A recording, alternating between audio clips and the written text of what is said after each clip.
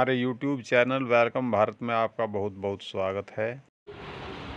Dear students and friends, आज मैं आपको घूर्णन गति या कोणीय गति पहले ये समझाऊंगा कि ये गति क्या होती है, और इसके बाद कोणीय त्वरण के बारे में समझाऊंगा, और फिर कोणीय त्वरण और रेखीय त्वरण में संबंध ज्ञात करके दिखलाऊंगा। तो आप हमारे चैनल को सब्सक्राइब कर दें और बेल आइकन दबाना न भूलें। अपने साथियों में इस वीडियो को शेयर करें। और एक बात और है, जब आप हमारी वीडियो YouTube से निकालते हैं तो हमारे चैनल पर जा कर के वेलकम भारत पर वहाँ आप उसकी प्लेलिस्ट में जाइए। प्लेलिस्ट में जो हमारी वीडियो हैं 11th क्लास फिज़िक्स की अलग हैं, 12th क्लास की अलग हैं तथा अन्य वीडियो अलग अलग हैं। तो आप अपनी जो 11th क्लास है उसकी वीडियो आप उसमें निकाल सकते हैं। सभी वीडियो आपको क्रम से मिल जाएंगे। तो आइए आज टॉपिक पर आते हैं। घूर्णन गति, रोटेशनल मोशन या कोणीय गति भी हम इसे कहते हैं, एंगुलर मोशन। ये मैंने यहाँ लिखा हुआ है पहले से ही, क्या है मैं भी आपको समझाऊंगा। किसी स्थिर अक्ष के परितः जब कोई पिंड इस प्रकार गति करता है कि पिंड का प्रत्येक कण वृत्तीय पथ पर चल रहा हो और समस्त वृत्तों के केंद्र उस अक्ष पर हों, तो पिंड की गति घूर्णन गति या कोणीय गति कहलाती है तथा उस अक्ष को घूर्णन अक्ष कहते हैं जिसके चारों तरफ ये पिंड घूमता है। तो इसके एग्जाम्पल यहाँ 2-3 मैंने लिखे हुए हैं, और भी बहुत से हैं। छत के पंखों की गति, घड़ी की सुइयों की गति, घूमते हुए लट्टू की गति, और जो मोटरसाइकिल के या जो बस हैं उनके जो पहिए हैं उनकी गति भी घूर्णन गति होती है। उनमें घूर्णन गति भी होती है। अगर वो एक जगह खड़ी हुई हैं तो घूर्णन गति होगी, अगर पहिए घूम रहे हैं। और यदि जैसे साइकिल आप चला रहे हैं, साइकिल आगे बढ़ रही है, तो उसके पहियों में घूर्णन गति भी होती है और साथ में स्थानांतरीय गति भी होती है। तो आप इसे समझ लीजिए। मान लिया ये कोई पिंड है, यहाँ ये कोई अक्ष है जहाँ ये स्थिर है। ये अक्ष है जिस पर ये स्थिर कर दिया गया है। इसके चारों ओर ये, अगर आप इस पर बलाघूर्ण लगाओगे तो ये इस प्रकार से घूमने लगेगा। तो जब ये घूमता है पिंड, तो आप देखेंगे, मान लिया इस पे यहाँ कण है, कोई यहाँ कण है, यहाँ कण है, बहुत से कण हैं इसमें।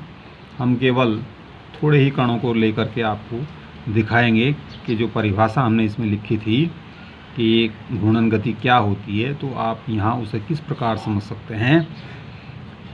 इसमें क्या है कि पिंड का प्रत्येक कण वृत्तीय पथ पर चल रहा हो। अब आप देखिए कैसे चलता है। जब ये गति होती है, सपोज ये गति इस दिशा में हो रही है, तो ये कण यहाँ से इस प्रकार से चलेगा और इस प्रकार ये घूम करके पूरा चक्कर फिर यहीं आ जाएगा। दूसरा चक्कर होगा, फिर ऐसे ही घूमता रहेगा ये कण। इसी प्रकार से जब ये दूसरा कण आप देख रहे हैं, ये भी इस प्रकार से घूम करके पूरा एक चक्कर वृत्त के रूप में यही वापस आ जाएगा। इसी प्रकार ये कण भी इसी प्रकार से पूरा वृत्त बनाएगा, यानी उसकी जो गति है, गति का जो पथ है, एक वृत्त के रूप में होगा। पहले यहाँ था, जब पिंड आगे बढ़ेगा तो ये यहाँ जाएगा, फिर यहाँ जाएगा, यहाँ जाएगा, यहाँ जाएगा। इस प्रकार से ये पूरा एक चक्कर घूमकर वापस आ जाएगा। तो एक तो ये बात है, प्रत्येक कण वृत्तीय पथ पर चल रहा हो और समस्त वृत्तों के केंद्र उस अक्ष पर हों। ये आप देख रहे हैं, ये अक्ष है, मैंने यहाँ खींची हुई है, ये अक्ष है जिसके परितः ये चारों ओर ये पिंड घूम रहा है, यहाँ ये स्थिर है। इस प्रकार से आप समझ सकते हैं, जैसे ये स्थिर कर दिया और इस प्रकार से आप ये घुमाते हैं, ये स्थिति है। तो ये जो वृत्त हैं इन सब के केंद्र यहीं पर स्थित होंगे। जो ये घूर्णन बिंदु है, इस अक्ष पर ही ये घूर्णन बिंदु होता है, इस पर ही ये, इस वृत्त का केंद्र भी यहीं होगा, इस वृत्त का केंद्र भी यहीं होगा और इस वृत्त का केंद्र भी यहीं होगा। अन्य जितने भी कण गति करेंगे उन सब के पथों के जो वृत्तीय पथ होंगे उनका केंद्र घूर्णन अक्ष पर ही होगा। तो अब आपकी ये बात जो समझ में आ गई होगी। और इस प्रकार से आप देखते हैं जो घड़ी की सुई है वो यहाँ इस प्रकार से होती हैं, यहाँ वो बीच में फिक्स होती हैं और इस प्रकार से फिर वो गति करती हैं तीनों सुइयाँ। इसी प्रकार जो पंखे के ब्लेड हैं वो भी ऐसे ही घूमते हैं। और जो लट्टू है, लट्टू आपने देखा होगा, जो फिरकी कहते हैं, वो भी इसी प्रकार से लट्टू की भांति ही होती है, वो भी घूर्णन गति करती है। और लट्टू वो इस प्रकार का होता है, शंक्वाकार होता है कुछ, वो आप जानते हैं, इस प्रकार से लट्टू होता है। ये जो है इस प्रकार से इसकी अक्ष है और इसके चारों ओर ये इस प्रकार से घूमता है ये। तो इसकी गति भी इसकी अक्ष के परितः, जो इसकी घूर्णन अक्ष होगी ये, इसके परितः जो है घूर्णन गति ही होगी। अक्ष के परितः इस लट्टू की जो गति है वो घूर्णन गति ही होगी। जितने भी कण हैं इधर उधर सब एक वृत्ताकार मार्ग पर घूमेंगे इसी प्रकार से। तो अन्य बहुत सी गतियां हैं जो आप पढ़ेंगे, आप दैनिक जीवन में देखते हो। अब मैं चलता हूँ कोणीय त्वरण। कोणीय त्वरण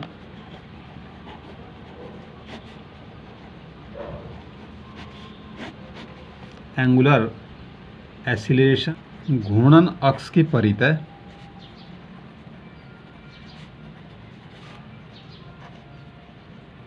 किसी पिंड के कोणीय वेग परिवर्तन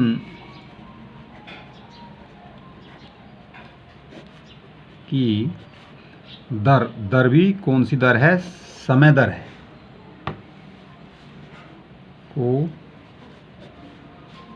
उस पिंड या कोई वस्तु हो सकती है का कोणीय त्वरण अल्फा कहते हैं। अल्फा से हम इसे प्रदर्शित करते हैं। आप जानते हैं ये अल्फा ग्रीक भाषा का अक्षर है। तो ये कोणीय त्वरण की परिभाषा है। आप जानते हैं जो रेखीय वेग है वो रेखीय वेग परिवर्तन की दर होता है। तो यहाँ है कोणीय वेग, तो कोणीय वेग जो है कोणीय वेग परिवर्तन की दर के बराबर होता है। कोणीय वेग क्या होता है ये हम आपको पहले चैप्टर्स में पढ़ा चुके हैं। इससे जो पूर्व चैप्टर हैं उनमें पढ़ा चुके हैं, जहाँ कोणीय वेग है, कोणीय वेग और रेखीय वेग में संबंध है, वो सब हम आपको पढ़ा चुके हैं। उन वीडियोस को आप देख लेना, आपको पता चल जाएगा कि जो कोणीय वेग है वो क्या होता है। तो कोणीय वेग में जो परिवर्तन की दर है, अर्थात 1 सेकंड में कोणीय वेग में जितना परिवर्तन होता है उसे कोणीय त्वरण कहते हैं। आप ऐसे भी बोल सकते हैं। जो कोणीय वेग परिवर्तन की दर का मतलब क्या है? 1 सेकंड में किसी वस्तु या किसी पिंड के कोणीय वेग में जितना परिवर्तन होता है वो कोणीय वेग परिवर्तन की दर कहलाती है। इस दर को ही हम क्या कहते हैं? कोणीय त्वरण।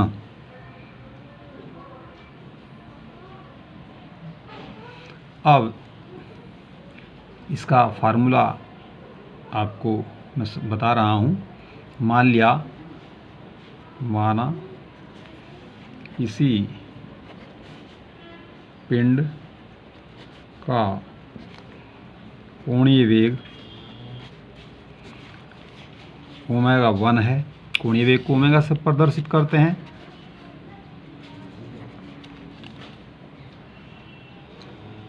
डेल्टा टी समयांतराल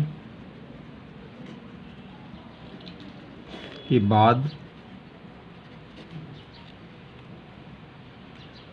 जो कोणीय वेग है ओमेगा 2 हो जाता है। तब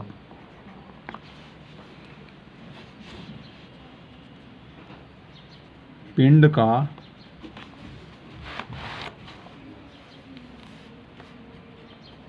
औसत एवरेज कोणीय त्वरण बराबर हो जाएगा ओमेगा 2 माइनस ओमेगा 1 अपॉन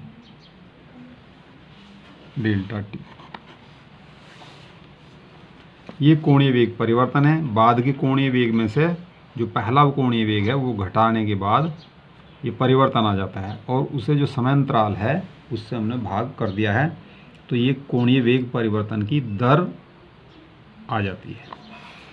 ये जो औसत कोणीय वेग है उसे हम अल्फा बार से प्रदर्शित करते हैं, तो ये हो जाएगा ओमेगा 2 माइनस ओमेगा 1 का मतलब है डेल्टा ओमेगा, यानी कोणीय वेग में परिवर्तन के लिए हम इस डेल्टा चिन्ह का प्रयोग करते हैं और ये समय में परिवर्तन है। एक तो आप ये फार्मूला औसत के लिए प्रयोग कर सकते हैं।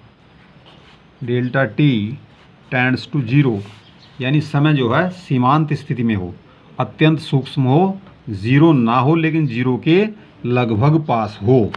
तो ऐसी स्थिति में तब जो कोणीय त्वरण होता है उसे हम तात्कालिक कोणीय त्वरण कहते हैं।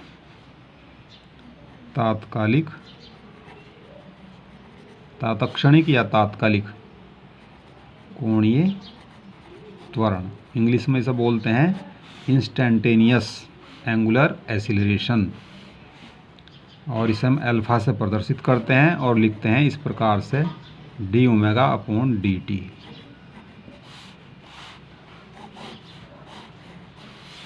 ये आप ऐसे भी लिख सकते हैं limit delta t tends to 0 और delta omega upon delta T.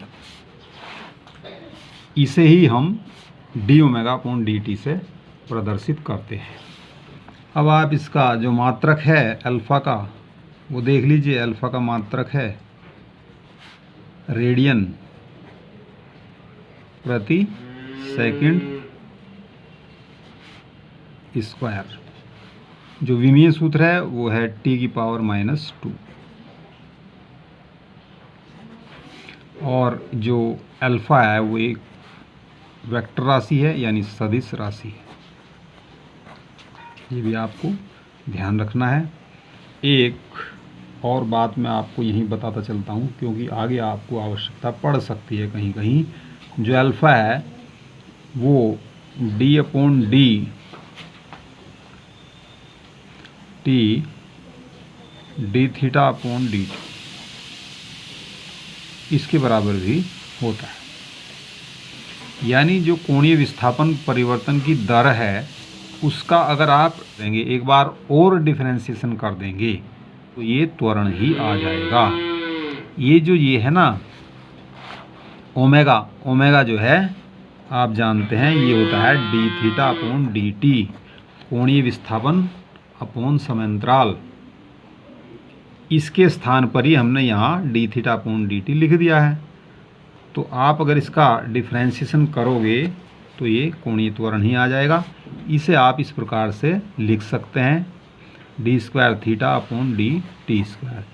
जो मैथमेटिक्स पढ़ते हैं वो आसानी से इसे समझ सकते हैं। तो हम अल्फ़ा को ये भी लिखते हैं d²θ/dt²। इसका मतलब है जो कोणीय विस्थापन है उसका डबल डिफरेंशिएशन कोणीय त्वरण के ही बराबर होता है।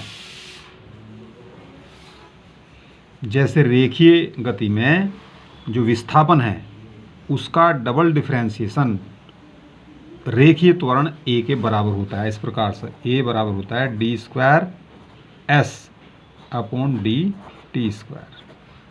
ये रेखीय गति। अब इसके बाद बहुत इम्पोर्टेंट सूत्र है कोणीय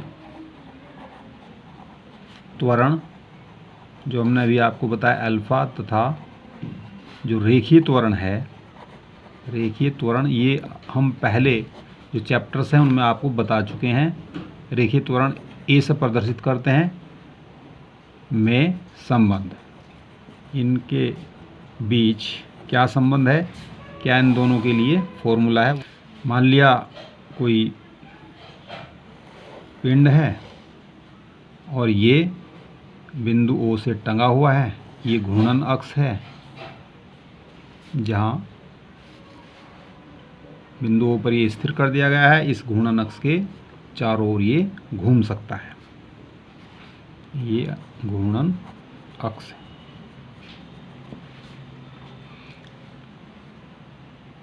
मान लिया यहाँ कोई बिंदु P है और बिंदु P पर कोई कण है और इस कण की बिंदु O से दूरी r है। अगर ये हम इस पर बल आघूर्ण लगाते हैं तो ये घूमता है, और जब ये घूमेगा तो क्या होगा, मान लिया कुछ समय बाद, वो हम आपको इसमें बताएंगे कितना समय लेना है, ये कण जो P है वो यहाँ पहुँच जाता है। ऐसे ही इस पिंड पर और भी कण होंगे यहाँ इस प्रकार से, तो ये कण यहाँ पहुँच जाएगा, ये कण यहाँ पहुँच जाएगा और ये कण यहाँ पहुँच जाएगा। उतने ही समय में, जितने समय में ये कण यहाँ पहुँचेगा उतने ही समय में ये कण यहाँ पहुँच जाएगा। क्योंकि ये जो है पिंड है, ये दृढ़ पिंड है, इसमें जो अंदर कण हैं वो अपना स्थान नहीं छोड़ते हैं, वो पिंड के साथ साथ ही घूमते हैं। तो सारे के सारे जो कण हैं वो इस प्रकार से यहाँ से दूसरी पोजीशन में आ जाएंगे।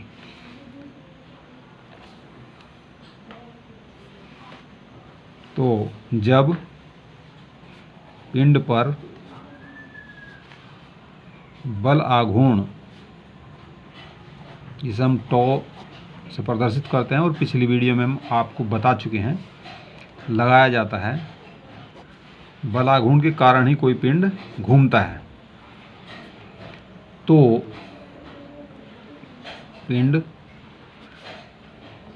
अक्ष के परितः, जो घूर्णन अक्ष है उसके चारों ओर अक्ष के परितः त्वरित गति से, और त्वरित भी कैसी होगी, एक समान त्वरित गति से घूमने लगता है। पिंड में उत्पन्न कोणीय त्वरण अगर अल्फा हो, जैसा कि हमने आपको अभी समझा है, अल्फा बराबर हो जाएगा d⍵/dt। जो अल्फा है वो d⍵/dt के बराबर हो जाएगा, ये हमने अभी आपको समझाया है। तो d⍵ कोणीय वेग में सूक्ष्म परिवर्तन है और dt जो है सूक्ष्म समय अंतराल है। बहुत कम समय हम लेते हैं जब ये तात्कालिक कोणीय त्वरण हम निकालते हैं। तो ये समीकरण नंबर 1। अब ये आपको ध्यान रखना है, आप देख रहे हैं उतने ही समय में ये जो P कण है वो यहाँ से यहाँ जाता है, उतने ही समय में ये यहाँ से यहाँ जाता है, और ये कण यहाँ से यहाँ जाता है, ये कण यहाँ से यहाँ जाता है। जो और भी नज़दीक कण है वो इसी प्रकार से सब पहुँचते हैं। तो इसका मतलब क्या हुआ, ये ज़्यादा दूरी तय करता है सबसे, ये उससे कम, ये उससे कम, ये उससे कम, यानी सब अलग अलग दूरियां तय करते हैं समान समय में। समान समय क्यों है, जैसे ये यहाँ अगर फिक्स है, अगर ये पेन में मान लूँ यहाँ फिक्स है, तो इस प्रकार जब ये घूमेगा तो सारे के सारे कण उसके साथ साथ घूमेंगे और सब के सब बराबर कोण से घूमेंगे। कोणीय विस्थापन जो है बराबर होगा सबका, लेकिन रेखीय वेग अलग अलग होगा, क्योंकि उतने ही समय में इसके द्वारा चली गई दूरी ज़्यादा होगी, इसलिए इसका वेग भी ज़्यादा होगा। इसका वेग इससे कम होगा, क्योंकि ये कम दूरी चलता है, इसका वेग और भी कम होगा, इसका वेग और भी कम होगा। तो क्या बात हुई? एक तो इनके रेखीय वेग भिन्न भिन्न होंगे, दूसरे ये कोण है, ये जो कोण इनके द्वारा घूमा गया है ये सबके लिए एक जैसा होगा, ये नहीं बदलेगा। इसके लिए भी ये यहाँ से यहाँ पहुँचेगा, कितने कोण घूमा, ये इतने कोण से घूम गया। ये यहाँ से यहाँ पहुँचता है तो भी इतने ही कोण से घूमता है। तो जो कोणीय वेग है वो सबके लिए एक समान होगा, जिसे हम थीटा से प्रदर्शित करते हैं। ये थीटा हम इसे प्रदर्शित कर सकते हैं कोणीय विस्थापन को। तो सब इस कण का भी, इस कण का भी, इस कण का भी, इस कण का भी, इस कण का भी जो कोणीय विस्थापन है वो एक समान होगा, क्योंकि सब के सब बराबर कोण से घूम रहे हैं। तो कणों के रेखीय वेग भिन्न भिन्न तथा कोणीय वेग समान होंगे। कोणीय वेग उतना ही होगा जितना इस पिंड का है, क्योंकि ये जितने कोण से कण घूमते हैं उतने ही कोण से पिंड घूमता है। तो कोणीय वेग तो वही होगा जो इस पिंड का है, लेकिन रेखीय वेग इन सब कणों के भिन्न भिन्न होंगे। मान लिया अब ये कण P है जो घूर्णन अक्ष से r दूरी पर है, बिंदु O से r दूरी पर है। तब इसका जब ये वृत्तीय गति करता है, वृत्तीय पथ पर इस प्रकार से गति करेगा, ये आपको मैंने समझाया है। तो जब ये ऐसा गति करेगा तब इसका जो तात्कालिक रेखीय वेग है कण P का तात्कालिक रेखीय वेग v बराबर हो जाएगा r ओमेगा। ये आप पहले ही पढ़ चुके हैं।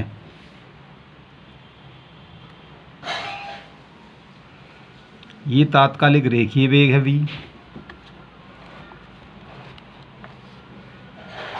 ये जो v है वो तात्कालिक रेखीय वेग है, और ओमेगा जो है तात्कालिक कोणीय वेग है।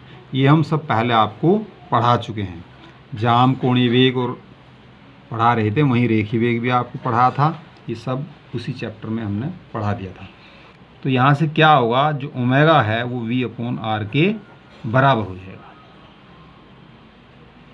और ये ओमेगा का जो मान है यहाँ से वो आप समीकरण 1 में रख दीजिए। तो समीकरण 1 से ये जो ओमेगा है ना, ये तात्कालिक कोणीय वेग है पूरे पिंड का, कण P का भी और पूरे पिंड का भी, क्योंकि एक जैसा ही कोणीय वेग है इन सब कणों का भी और पूरे पिंड का भी। यह है तात्कालिक कोणीय वेग कण P का या पिंड का, दोनों का समान होगा। तो कण P के लिए हम निकाल रहे हैं। अब इसे आप यहाँ रख दीजिए, अल्फा बराबर हो जाएगा d, ओमेगा की जगह रख दो v/r अपॉन dt। यहाँ ये इसे हम लिख सकते हैं, क्योंकि r तो बदलेगा नहीं P के लिए। ये जो इसकी त्रिज्या है, जो वृत्त की त्रिज्या है, जिस वृत्तीय मार्ग पर ये घूमेगा इस प्रकार से, तो उसकी त्रिज्या नहीं बदलेगी। तो इसे तो आप यहाँ लिख सकते हैं, ये 1/r ऐसे लिख सकते हैं, और परिवर्तन होगा v में, dv/dt समय में और रेखीय वेग में। तो अल्फा बराबर हो जाएगा, ये जो dv/dt है ये रेखीय त्वरण के बराबर है। तात्कालिक रेखीय त्वरण की जो परिभाषा है वो यही है कि जो रेखीय वेग परिवर्तन की जो दर है वो रेखीय त्वरण कहलाती है। तो अल्फा बराबर हो जाएगा 1/r × a, जो a है वो होता है dv/dt के इक्वल। ये हम आपको पहले पढ़ा चुके हैं। रेखीय वेग परिवर्तन की दर रेखीय त्वरण के बराबर होती है, कोणीय वेग परिवर्तन की दर कोणीय त्वरण के बराबर होती है। तो यहाँ से ये हो गया, r की इधर गुणा हो जाएगी तो a बराबर हो जाएगा r अल्फा, ये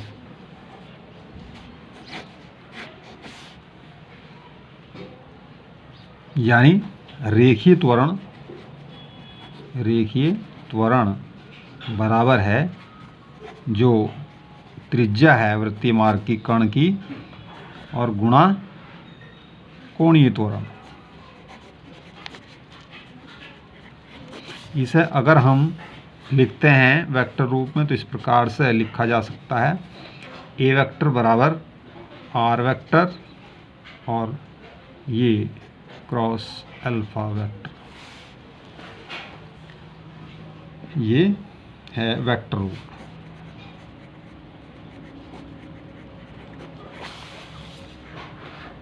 तो इसका मतलब ये हुआ, यहाँ से आप समझ सकते हैं कि पिंड के किसी कण का रेखीय त्वरण a पिंड के कोणीय त्वरण तथा उस कण की घूर्णन अक्ष से दूरी के गुणनफल के बराबर होता है। जिन्होंने हमारे चैनल को अभी तक सब्सक्राइब नहीं किया है वो चैनल को सब्सक्राइब कर दे, बेल आइकन दबा दे और हमारी वीडियो को अपने दोस्तों में शेयर करें। धन्यवाद।